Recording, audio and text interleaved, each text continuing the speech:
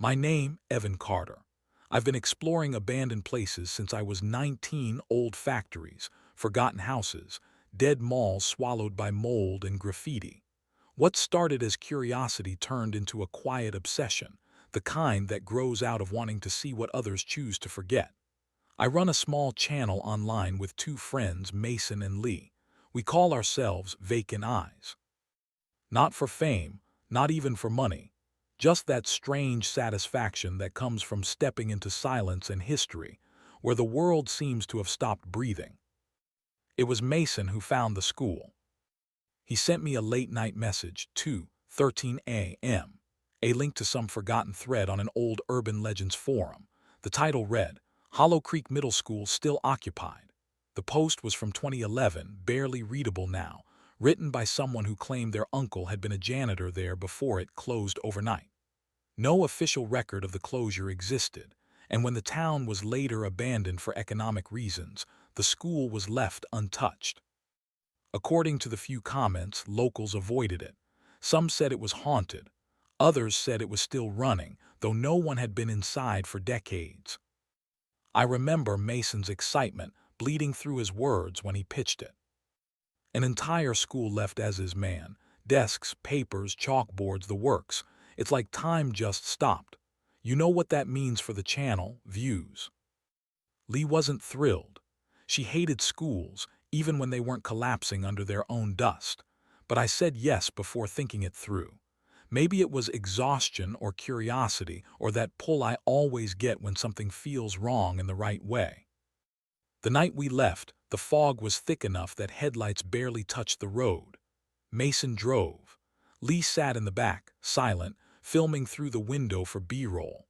The road to Hollow Creek wasn't on most maps anymore. It wound through empty farmland and past rusted mailboxes that hadn't seen a letter in years. I narrated pieces for the camera, the way I always do. Out here, about 40 miles south of the state line, there's not much left but woods and fog. According to county records, Hollow Creek used to have a population of 1,200 before the plant closure in 1986. What remains is a cemetery, a church, and the old middle school, last noted as temporarily closed for repairs on a district file that was never updated. We joked to keep the silence from swallowing us.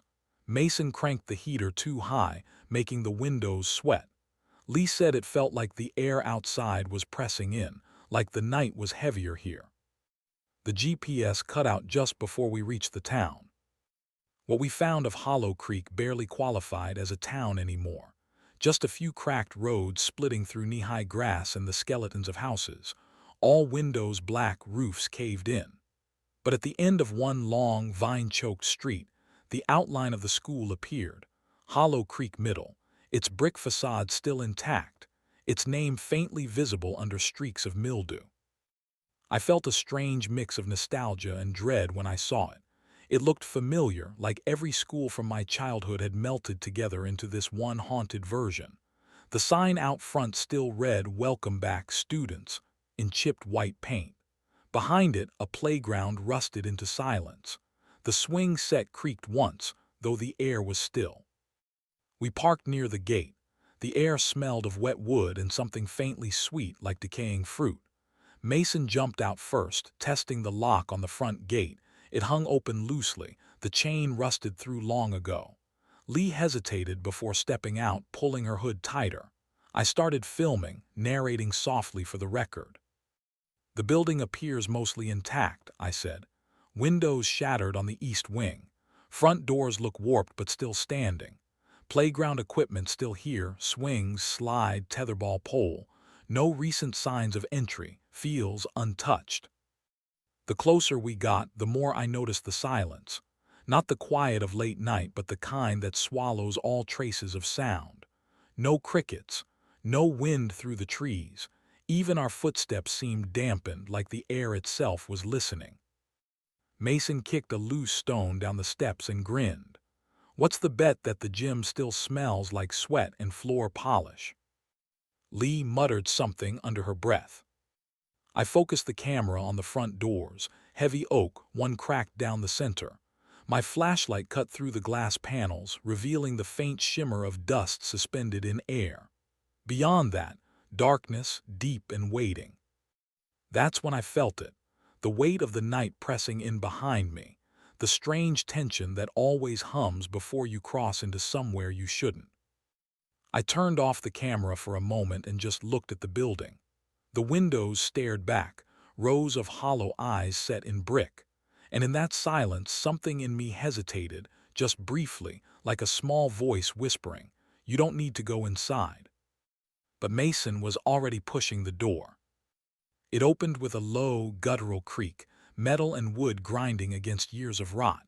A stale, cold gust rolled out, smelling of chalk, paper, and mildew, the kind of air that's been trapped too long. Inside, the first hallway stretched into darkness. Faded posters clung to the walls. Science Fair, April 1991, reading is magic. Be kind to your classmates. Their edges curled like dried leaves. The floor tiles were cracked, scuffed by shoes that hadn't walked there in decades. I stepped in. My breath echoed faintly against the high ceiling. The flashlight beam cut across lockers, each one still labeled with a name tag, handwritten, smudged, some peeling off. I ran my gloved fingers across one that read J. Wren. The letters left a faint red dust on my fingertips, as if the ink had bled into rust. Lee switched on her camera. "Do you hear that?" she asked softly. But there was nothing. Mason laughed, the sound sharp against the silence. "Yeah, I hear old buildings creak. That's what they do." Still, something about the way his voice echoed didn't feel right. It came back wrong. Too long, too hollow, as if the halls stretched farther than the building should allow. I shook it off and looked into the lens again, forcing a smile. "We're inside Hollow Creek Middle School. From here, we'll document every room, every floor, and see what the years have left behind." The air was thick. My voice sounded small. As we moved deeper, I turned back one last time toward the open doors.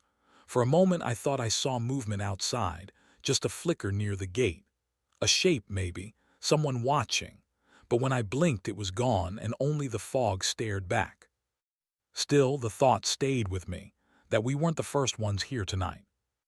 And as the door closed behind us with a slow, dragging sigh, the sound echoed down the hall like the end of a sentence that hadn't been spoken yet. The road into Hollow Creek narrowed to a dirt path before it disappeared completely beneath a mess of weeds and gravel. Mason's van lurched forward, tires crunching over loose stones, headlights barely cutting through the fog. I leaned forward from the passenger seat, trying to see past the thick film of moisture on the windshield. The silhouette of the school rose ahead, taller than I'd expected, a block of decaying brick and darkened windows against the pale moonlight. No birds, no sound, just the low hum of the engine and the uneven rhythm of the wipers dragging back and forth. "Looks like we found it," Mason muttered, killing the engine. The van sputtered once before going silent. The world outside felt colder the moment we stepped out. The air clung to my clothes, heavy, wet, with that unmistakable scent of rot and earth after too much rain. The gates that framed the schoolyard were half collapsed, the metal eaten through with rust. A sign dangled from one hinge, its paint long stripped by the wind. I could just make out the faint letters beneath layers of grime. Hollow Creek Middle School, excellence through knowledge. Lee stayed by the van for a moment, rubbing her arms, her breath misted in the air. "This place feels wrong," she said softly. Mason grinned, shouldering the camera bag. "That's the point." We walked toward the entrance. The ground was slick with moss and fallen leaves. The playground to our right was still intact, in its own eerie way, swings rusted to near immobility, a merry-go-round sagging to one side and a slide coated in years of grime. One of the swings moved slightly, creaking on its chain. Mason pointed at it, laughing nervously. "Wind," he said quickly, though there wasn't any. I started filming our approach. The school's emblem, a shield with 3 faded stars, was still visible above the main entrance, half covered in graffiti. Some of the spray-painted messages were the usual tags and initials, but others were stranger. One in black letters read, "We never left." Another, written directly across the school crest, said, "Listen closely." The camera lens fogged slightly in the damp air. I wiped it clean and focused on the double doors ahead. The glass panels were cracked, and the right one was covered with a layer of dust so thick it had turned gray.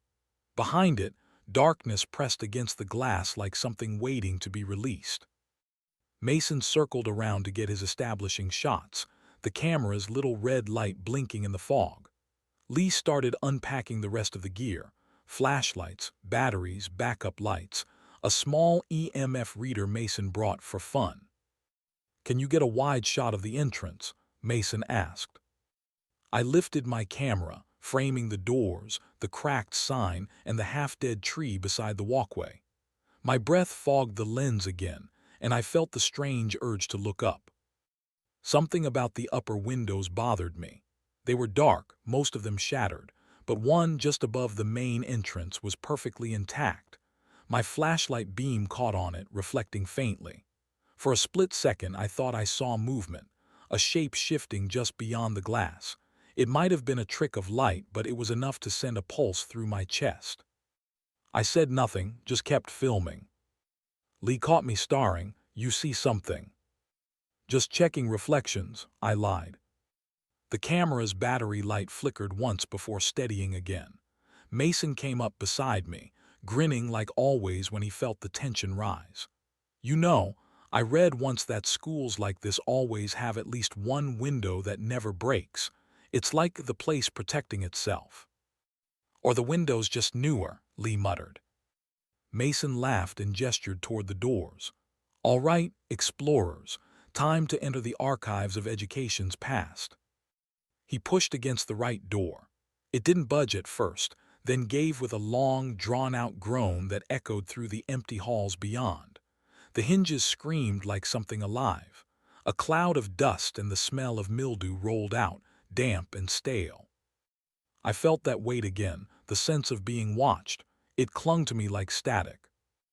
I raised the flashlight and stepped forward, camera still rolling. The beam sliced through the darkness, revealing dust floating like ash in the air. The walls were lined with old announcement boards, their glass cracked, paper notices long faded into yellow stains. A banner still hung across the corridor: "Welcome back, class of 1991. Lee followed, her footsteps echoing softly behind me. Mason trailed last, making a show of pretending to narrate like a documentary host. "Abandoned 20-something years ago," he said. "Still smells like prepubescent despair and cafeteria pizza." I laughed once, just to keep the tension from tightening further, but the sound felt swallowed by the dark. We paused in the middle of the main hall. There was a faint clicking sound in the distance, metal on tile, rhythmic, slow. I turned the flashlight toward it, but the beam died before reaching the end of the corridor. It was like the darkness was thicker there, absorbing the light.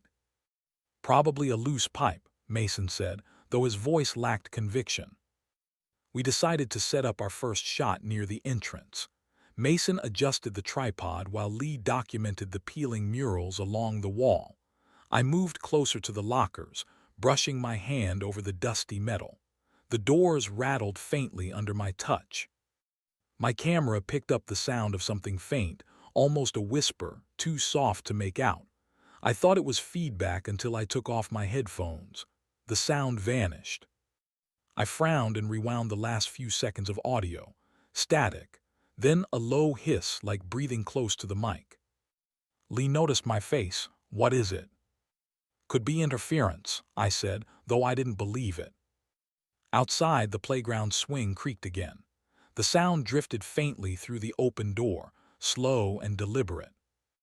Mason clapped his hands once, breaking the spell. "All right, people, let's get what we came for.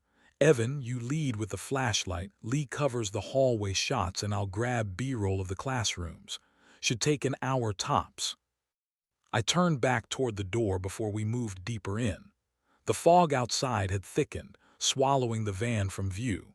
The gate was just a silhouette now, and for a brief second I thought I saw something standing near it. A figure, maybe, tall and thin, just beyond the reach of the light. But when I blinked, it was gone. The silence inside the school deepened, the kind that felt alive, pressing against your ears. I hit record again. "This is Hollow Creek Middle School," I whispered into the lens. "It's been abandoned for nearly 30 years. We're about to see what time left behind." The doors swung shut behind us on their own weight, the sound echoing down the hall like a warning. The first hallway opened into a maze of classrooms, each one frozen mid-moment, like the building had been evacuated in the middle of an ordinary school day, and no one ever came back to finish what they started. The air felt thicker here, close, almost damp. The smell of dust and mold mixed with something faintly sweet, like old paper or forgotten fruit. My flashlight beam drifted over rows of desks arranged in perfect lines. A few were tilted at odd angles, but most were still straight, chairs tucked in neatly, open notebooks resting on top as though the students had just stepped out for recess. Mason's camera light swept across the walls. "You're getting this, right? Everything's still in place." "Yeah," I said, my voice echoing more than I expected. "It's like time stopped." We moved deeper inside. Chalk still clung to the blackboard, numbers, half-erased equations, a date scrawled in looping handwriting, May 4, 1994. I traced a finger through the dust below it and felt a strange, static tingle crawl over my hand. Lee pointed her flashlight upward. "Guys, look." Paper cranes hung from the ceiling by faded strings, hundreds of them swaying ever so slightly. Their edges were curled with age, but the paper was still white, too white for how long they'd supposedly been here. The beam of her light caught on them, making faint shadows dance along the walls. "Why would anyone leave all this?" she murmured. Mason grinned. "Because it makes for killer footage." He tilted the camera upward, slowly panning across the cranes. The lens reflected tiny gleams of light from their folded wings, giving the illusion of motion even when the air was still. I continued narrating, keeping my tone low for the recording. Classroom 1A desks untouched, textbooks open. Air feels recently disturbed. I paused, the phrase coming out unplanned. Like someone was just here. We moved to the next room. The door creaked so loudly it startled all three of us. The second classroom was nearly identical, same pattern of neat desks, same abandoned books, but this one had something new. On the wall above the teacher's desk hung a large analog clock, its hands frozen at 2:17 p.m. Mason zoomed in. "Classic," he said. "Every horror story needs a broken clock." But something about it made me uneasy. The second hand wasn't resting exactly on a tick, it hovered slightly between marks, like it had stopped mid-motion. Lee brushed her light along the chalkboard. "These notes look fresh," she said. "You can still see where someone pressed hard." I moved closer, crouching to look at the faint impression of words written and erased. "Assignment due Monday. Don't forget permission slips. Little things, normal things." That's what made it wrong. Mason stepped around a toppled chair, pointing his camera at a backpack left sitting on a front row desk. "Lee, get that one."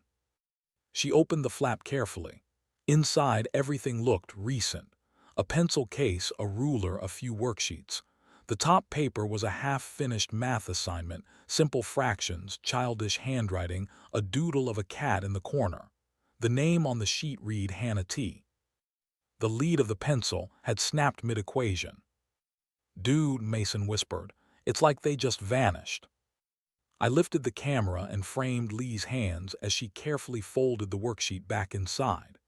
The lens caught a faint shimmer in the dust motes drifting around her, tiny sparkles like static electricity. We didn't notice the tapping at first. It was soft, rhythmic, like the sound of someone's fingernail gently hitting a desk. I thought it was Mason fidgeting with the camera until Lee froze. "Do you hear that?" We all stopped. The sound continued, slow, even 3 taps, then a pause. It seemed to come from the hallway. Mason whispered, "Maybe the building's settling."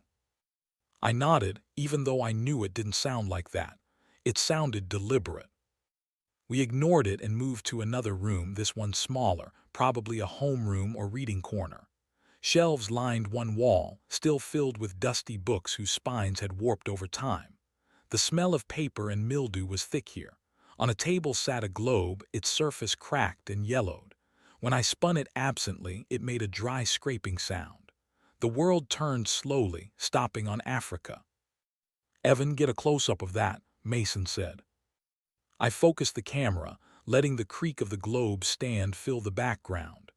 Lee stood near the window, brushing away grime to look outside. The fog was thicker now, pressing against the glass like smoke. "You can't even see the van anymore," she said quietly. "Probably just low fog from the woods," Mason replied. But there weren't any woods nearby, not for miles. We moved toward the next hallway. The floorboards creaked beneath us even though the school was mostly tile. Each step seemed to echo longer than it should have, like the sound didn't want to die away. My flashlight flickered once, then steadied. "Battery's still full," I muttered. We entered a science room next. Glass beakers and jars lined the counters, most still half filled with cloudy liquids. One had a label that read "Preserved Sample, 1993. Whatever was inside had collapsed into a gray mass. The air here was colder, noticeably colder. My breath fogged when I spoke. Mason rubbed his arms. "Okay, I'm officially creeped out." Lee pointed at the windows again. "Do you notice how the fog, not moving, it's like stuck?" The camera light flickered, picking up brief flashes of motion in the glass. I thought maybe it was our reflection, but when I shifted to the side, the shapes didn't move with us. I stepped back from the counter, heart thudding. We should finish this floor and head upstairs. "Copy that," Mason said, still filming. We continued through the hall, room after room, each identical in its stillness. I narrated softly for the camera, trying to keep my tone steady. All classrooms appear untouched. Objects remain in original positions. No signs of vandalism beyond graffiti near the main entrance. When we finally reached the last door on the first floor, Mason pushed it open and froze. The room was darker than the rest. The windows were boarded shut from the outside. In the center of the room stood a teacher's desk with a single chair. On the chalkboard behind it, in fresh white chalk, were the words, "Class DISMISSED." Lee whispered, "You wrote that right." Mason shook his head. "No, I swear I didn't." The chalk was thick and clean, no dust trails beneath the letters, no signs of age. Someone had written it recently. I raised my camera and zoomed in. The lens auto-focused on the writing, but the viewfinder shimmered slightly, as though heat were rising from the chalk lines. Then the focus slipped for a moment, and behind the reflection of the writing, just faintly, I thought I saw rows of students sitting at their desks. They were silhouettes, blurred, unmoving. I blinked and they were gone. Lee let out a shaky laugh. "Maybe it's just the camera light bouncing." But Mason looked pale. "We got enough for now," he said. "Let's move to the next floor." I didn't argue. As we left the room, the clock in the hallway, another one above the stairwell, ticked once. Just one loud click. Then it stopped again. None of us spoke as we started up the stairs. My camera was still rolling, capturing the empty hallway behind us.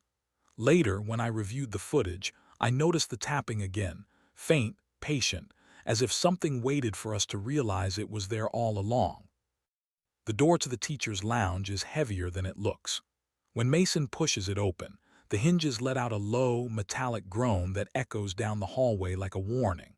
My flashlight beam sweeps across overturned mugs, faded papers, and a cluster of dusty chairs pulled away from a small circular table. Everything feels caught mid-breath, like whoever was here never meant to leave. The smell hits first. Not quite rot, not quite cleaning fluid, something sharper like old ammonia or dried bleach. Lee covers her nose, muttering, "God, what died in here?" Mason snorts, but it sounds hollow. Probably the coffee, I say, trying to sound casual though my voice cracks slightly. There's still a pot on the counter, half full, its surface coated in a thin, oily film that catches the light when I move. Next to it, 3 cups. One tipped over, one empty, one half full, ringed with a film of dust around the lip.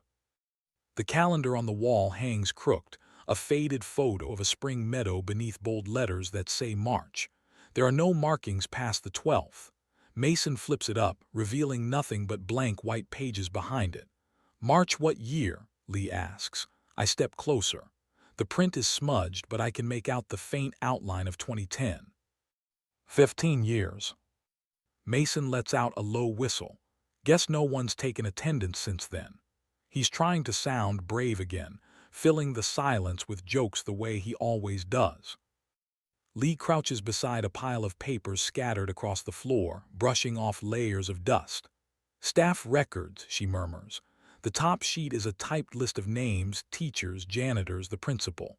Red pen slashes through most of them, one after another, harsh and deliberate. At the bottom, one name is circled. Mr. Wren. The red ink is still vivid, almost too bright like it was written recently. Lee frowns. Who circles just one name? Maybe he's the one who didn't get out, Mason offers, smirking.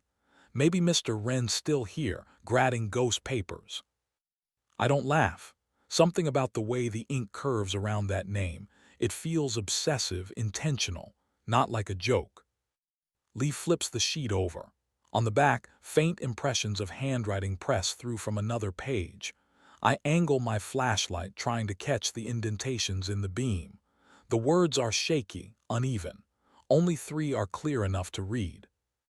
Lock the doors. The floor creaks as Mason moves toward the far corner, his light flicking over a corkboard covered in old notices. Field trip slips, birthday announcements, a child's drawing of a smiling sun. Over it, written hastily in faded black marker, someone had scrawled, "Shelter in place." The letters cut through the cheerful background like a scar. Lee's camera catches my reflection in the glass of a vending machine, a warped version of me, my face stretched thin by the angle of the lens. I hate seeing myself in these places. It makes me feel too real in a setting that shouldn't be. The air grows colder. I see my breath fog when I speak into the recorder. Teacher's lounge. Found signs of emergency procedures. Message reads shelter in place. Air quality poor, chemical odor strong. I pause, looking around again. Still no sign of why they left.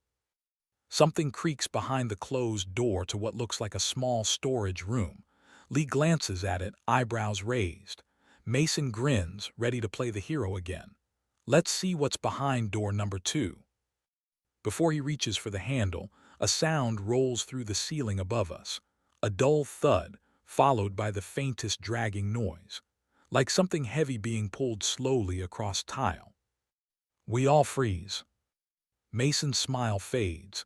Lee lowers her camera. I can hear her breathing pick up, the faint rasp of air through her scarf. I keep my recorder steady. Possible structural settling, I say, voice trembling despite the attempt at professionalism. Ceiling movement detected. The thudding stops. Silence folds in on itself. Then the temperature drops again, sudden, sharp, like the air been sucked out of the room. My flashlight flickers. When it steadies, one of the coffee cups on the counter has tipped over, dripping its ancient sludge onto the floor. Mason stares. You saw that right. Probably vibration, I murmur, though I don't believe it. We back toward the door. The fluorescent light overhead buzzes faintly, and for a second I swear I hear whispering in the hum, soft, almost a sigh, too low to make out the words. Lee's voice cuts through the quiet. Let's just keep moving, upstairs next. I nod. Mason lingers for a moment, his light sweeping back over the circled name on the paper, Mr. Wren. The ink glows faintly crimson in the beam, like it's fresh.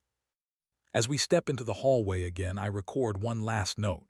Teacher's lounge shows signs of immediate evacuation.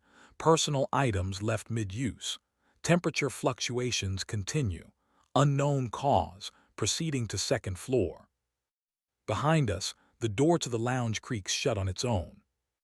We were halfway down the main corridor when it started, a soft, hollow thud echoing from somewhere ahead. It came slow and steady, almost measured. At first, I thought it was part of the building settling again, another shifting pipe or falling ceiling tile. But then it came again. Thud, thud, thud. Lee froze mid-step, her camera still running. Mason turned his head toward the sound, brows drawn together. That's not the pipes, he muttered. It sounds like, Lee began, her voice trailing off. A basketball, I said quietly. The word hung there for a moment before Mason laughed under his breath, trying to shake off the tension. Yeah, right. Wind probably knocked something loose. Water dripping in the gym or something. But I could tell even he didn't believe it. The rhythm was too clean, too deliberate. We followed it, flashlights cutting through the corridor's darkness. The hallway to the gym was lined with dented lockers, their doors hanging open like yawning mouths.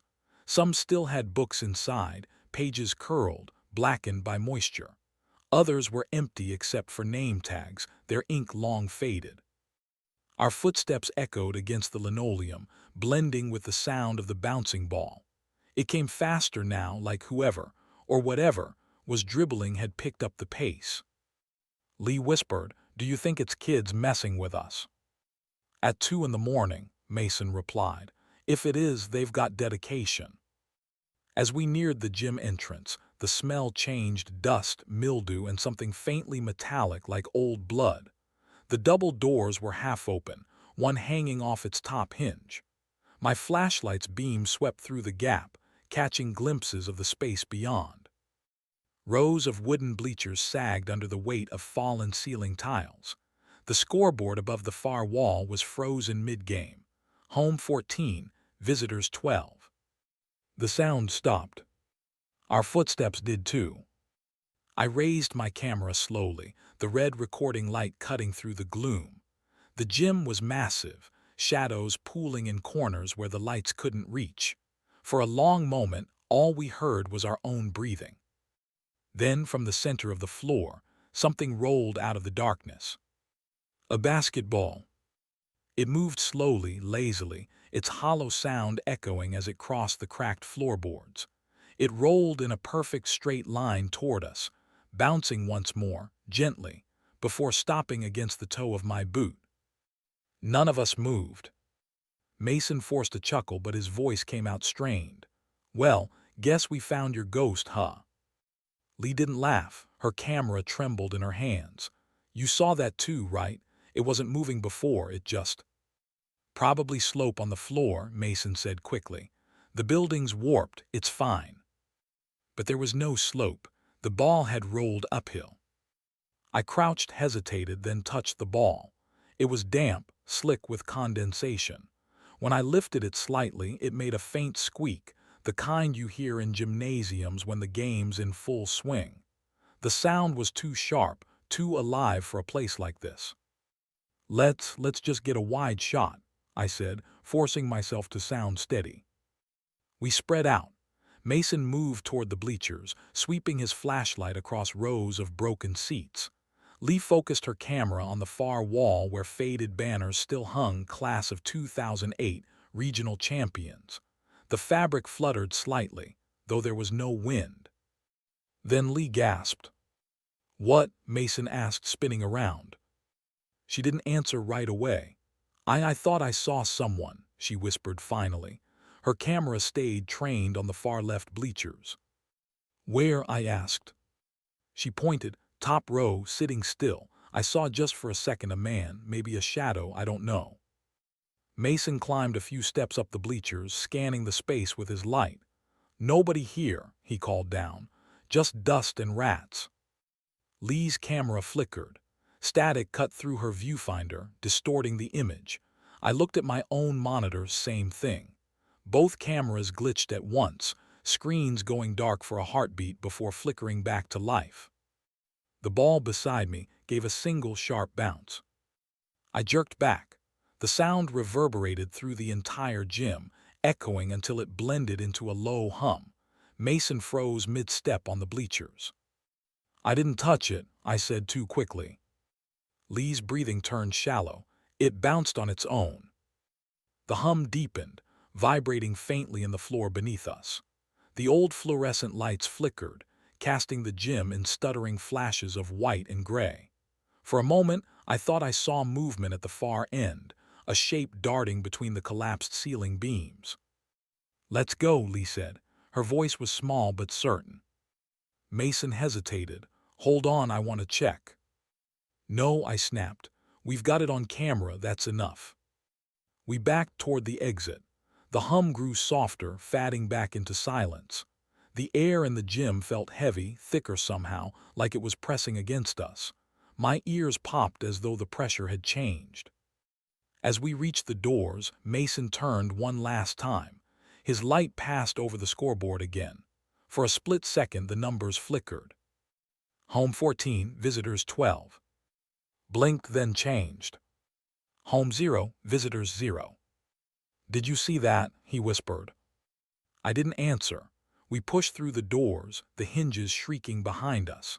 The sound of the gym sealed off instantly, swallowed by the quiet of the hallway.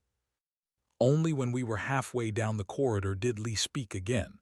"I know what I saw," she said softly. "Someone was sitting there, watching us." I wanted to tell her she was wrong, that it was shadows or tricks of the light.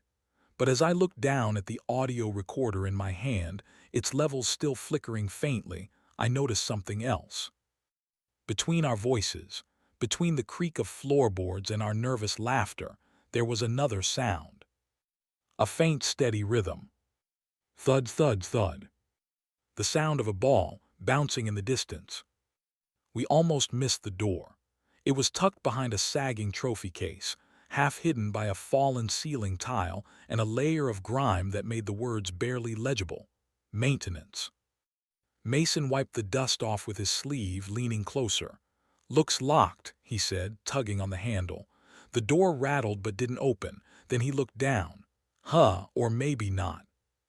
The padlock was still looped through the latch, but it hung open. The shackle twisted and snapped clean through. Whatever had broken it had done so from the inside. A faint draft slipped out, carrying a smell I couldn't place. Not decay, not mold, just cold. Lee shivered. "Why is there air coming out of a sealed basement?" Mason raised his camera, grinning faintly to mask his nerves. "Guess we're about to find out." He pushed the door open. The hinges groaned, and the sound seemed to echo longer than it should have. My flashlight cut through the darkness beyond, revealing a narrow concrete stairwell descending into shadow. The steps were slick, as if coated with condensation. I started recording audio. Maintenance door on the east hall, lock broken, temperature drop of about, I don't know, 5 degrees maybe. My voice sounded hollow, like the space was swallowing it. We began down. Our footsteps clanged softly against the metal edges of the stairs. Water dripped somewhere below, steady and rhythmic. The further we descended, the more the air changed. It wasn't just colder, it felt heavier. By the second landing, the smell was stronger. Metallic, almost electric, like hot wiring. I could feel a faint vibration through the handrail, something mechanical humming deep beneath the school. "Hey," Lee whispered, "do you hear that?" We stopped. At first I thought it was just the hum again. Then came another sound, faint, deliberate, above us. Footsteps. Slow, unhurried, packing the hallway we'd just come from. Mason tilted his camera upward, catching only the faint light spilling from the open door at the top of the stairs. Someone followed us. "We're the only ones here," I said automatically, but my voice lacked conviction. The footsteps stopped. Then the hum deepened, as though the air itself had shifted. Lee whispered, "Let's just go down, okay? Quick look, then we're out." Mason nodded. We kept moving. At the base of the stairs, the concrete opened into a short hallway lined with metal doors. My flashlight beam swept across the labels etched above each. Storage, records, counseling. all closed, all perfectly clean compared to the rest of the building, as if someone still came down here. Mason whistled quietly. Looks newer than the rest of the school. Lee crouched beside a wall where the paint was bubbling outward, pushing against the concrete like something behind it was trying to breathe. Why would a middle school need a counseling room down here? Her voice barely carried. The air felt thick, resistant, like moving underwater. I checked my recorder. It picked up a faint static, almost a low growl beneath the hum. My flashlight flickered once. "All right," I said. "Let's check one room and go. We'll get footage for the video and bail." Mason moved to the door marked storage. It had no handle, just a push plate. He pressed it, but it didn't budge. Then, very softly, it clicked open on its own, swinging inward. "Oh, that's weird," he said with a weak laugh. The beam of his light spilled into the room, rows of old cleaning supplies, cardboard boxes, and broken desks. Nothing unusual. Yet the air that poured out was colder still, the smell sharp like ozone. He stepped inside. I followed, careful not to let the door close behind us. The walls were lined with shelves stacked with paper towels and empty bleach containers. But the floor. There were footprints in the dust, bare footprints, small like a child. They led from the center of the room to the far wall, where they simply stopped. Lee stayed in the hall, her flashlight trembling in her grip. "What do you see?" I crouched, tracing one of the prints with my gloved finger. "Someone been down here," I said, my throat tight. "No way," Mason said. "Look at the dust. That's not recent, could be from." He didn't finish. A sound came from behind the wall, a single dull knock. All three of us froze. Then another. Lee backed away. "Nope, I'm not doing this." "Hold on," Mason whispered, pressing his ear to the wall. "It's hollow." I grabbed his shoulder. "Don't." He knocked back once. Silence. Then faintly a reply. One knock, then two, then three. We bolted. The flashlight beams jittered wildly as we ran back into the hallway. Mason slammed the storage door shut, the echo chasing us. Lee was already halfway up the stairs, whispering frantically for us to hurry. I glanced back once before following. The hallway below was still, but the records door now stood slightly ajar, though none of us had touched it. When we reached the top, the open maintenance door waited. The air felt warmer now, almost normal. But as we stepped through, Mason turned to get one last shot of the stairwell. Through the viewfinder, he swore he saw someone standing at the bottom.